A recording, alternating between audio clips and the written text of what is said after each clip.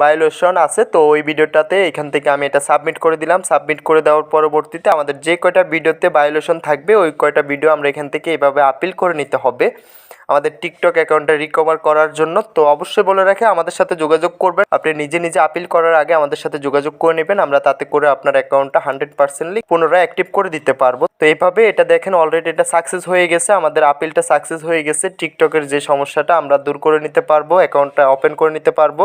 তো এভাবে আমাদের অ্যাকাউন্টটার যে কয়টা ওয়ার্নিং থাকবে ওই কয়টা ওয়ার্নিং আমরা এখান থেকে আপিল করে নিতে হবে। আমি এখান থেকে নো বাটনে ক্লিক করে দিলাম, এখান থেকে নো বাটনে ক্লিক করে সবগুলো অপশন আমি এখান থেকে সিলেক্ট করে নিতেছি। তো সবগুলো অপশন এখান থেকে সিলেক্ট করে নেওয়ার পরবর্তীতে আমরা এখান থেকে জাস্ট সাবমিটে ক্লিক করে দিতে হবে। সাবমিটে ক্লিক করে দিলাম আমি। তো সাবমিটে ক্লিক করে দেওয়ার পরবর্তীতে এই যে দেখেন এটা অলরেডি সাবমিট হয়ে গেছে, আমাদের টিকটক কমিউনিটির কাছে আবেদনপত্র জমা হয়ে যাবে আমাদের অ্যাকাউন্টটা রিকভার করার জন্য। তো আমার ইনবক্সে একটা মেল চলে এসেছে, মেলটা চলে